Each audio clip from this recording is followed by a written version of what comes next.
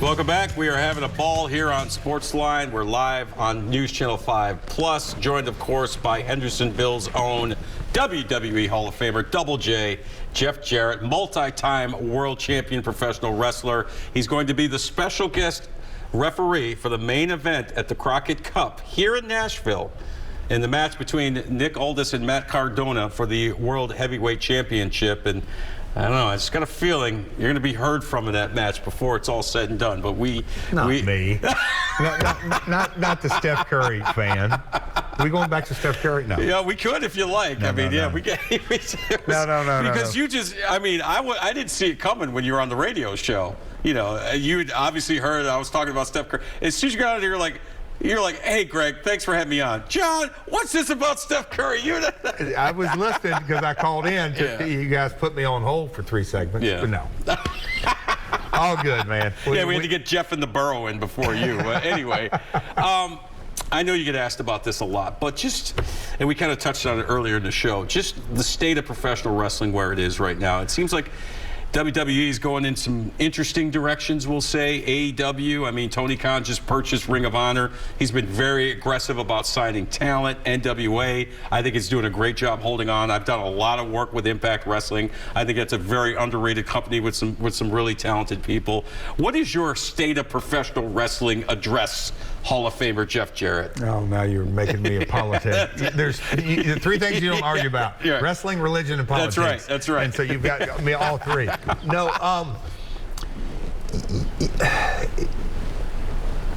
to not go down too far a rabbit hole, is that at the very beginning of television, so I'm going way back, sure, wrestling has always been successful because it's relatively, like we could have a wrestling in this studio. Mm-hmm. Channel 5 in Memphis did that for years and years. Mm-hmm. So wrestling can be produced relatively inexpensive.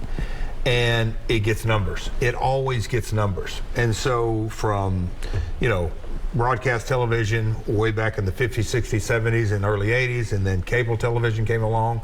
And so then, cable exploded in 95, 100 million homes. But now the cord cutting started. Right. But then inserted, the world's largest network, YouTube. I'm sincere when I say that. That is more people go to YouTube every day, and it's on our phones, it's on our tablets, and all that. Mm-hmm. So we can consume more content, not just wrestling, but you can consume. So with the ability for the viewer, the consumer to consume more content, and professional wrestling, the very crux of it, we talked about Impact, we talked about NWA. Game Changer is the hottest independent promotion in the country. But when you kind of look at that, and again, we're so much connected. The situation going on in Ukraine right now, we're seeing war real time. A news broadcaster called it the TikTok war, which just kind of blew me away. But I'm dialing that all back into the industry is super healthy. WWE had the most profitable year they've ever had in the history of their company, which says a lot. AEW, it's a different set of, I'll say rules, but it's privately owned, and the Khan family is uber wealthy, so they have a strategy. But the NWAs, all that, I think wrestling is in a very, very healthy position.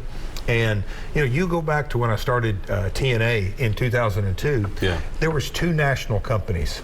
That's really all there was. And Vince bought his competition. So when, WWF acquired WCW, there was only one. That gave me the door to open it. But the talent pool just wasn't there. It literally wasn't there. Well, a lot of it because a lot of those guys were still under contract, and they said, why would I travel and take bumps when I'm still getting paid, right? But you still had a very small combined WCW roster and WWF roster. It was in those days, and I've done the number, it's less than 300 talent. Wow. Right now in development at NXT, or 2 years ago, 200 or 300. Mm-hmm. Tony Khan's got almost 200 people, and those are 2 main rosters. That's not counting NWA. So the talent pool, this is where I'm going. You're saying the state of the union, so to speak. The talent pool in professional wrestling has never been this healthy, because not only in the U.S. do you have an abundance of talent, but you have it in Japan, you have it in Mexico, you have it all through Europe. So it's very healthy.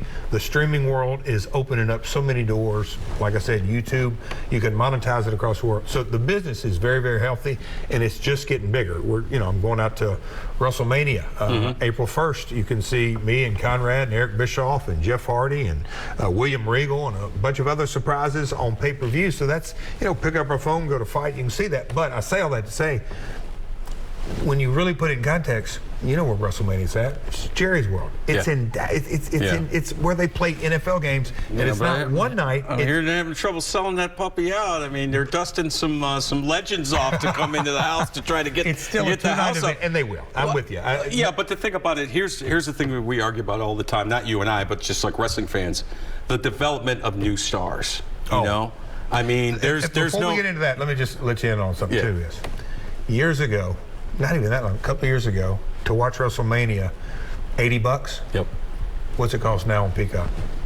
Well, $0. Yeah, I have Xfinity and I have Peacock for free, so I can watch any match I want anytime I want. So you talk about live event ticket sales, but So go. Sorry to cut you off. Well, the development of new stars, and I know John Cena took a lot of heat because the fans kind of turned on him, but he's really, and Roman Reigns has done, I think, a really nice job being the flag bearer for WWE, but it just doesn't feel the same. I mean, as good as Roman Reigns is, and he's great, as good as I'm a huge John Cena fan. They're not Stone Cold. They're not The Rock. They're not, dare I say, Double J Jeff Jarrett. They haven't seemed to have that ability to cross over into mainstream and to just capture the imagination of the fans to where you want to live vicariously through that character. Does that make sense? Oh, 100. You're a student of the game. Man, I love wrestling, man. But if you sort of know the history of the business, when you look at we'll call it the early 90s, when Hulkamania was, and Warrior, that had essentially run its course. Right. It took 3, 4, 5 years for that Attitude Era, Rock, Stone Cold, and all that to catch on. Then you look at the early 2000s, pre-Cena, Attitude Era was over, not a star. Cena had a unbelievable, remarkable run. They haven't replaced him. Yeah. It's coming. We'll see who it is, but that's why I think it's really healthy, because Vince and all the companies are making a lot of money. Wait till we have 2, 3, 4 breakout stars. Yeah. Who's it going to be? Man, I don't know. I hope, like I said, Roman Reigns is holding it down right now. I don't watch WWE as closely as I used to. I mean, my guy right now is Bobby Lashley, but he's a couple years younger than we are, and he doesn't look it, I've been asked that a bunch doing the PR media for my world. Who is it? And I believe they're not currently on the roster. Okay. Or in a spot. Yeah. It's because the format's got to change, and you look at, like I said, the 80s run and the 90s run, and then the PG era run with Cena. The business is evolving. I think the next breakout star is not quite there. I just think it really changed when Daniel Bryan became the most over guy, because he's not a traditional 80s, 90s wrestler, right? But just a tremendous worker and a guy that could really get the crowd behind him. Okay, I could talk about that forever.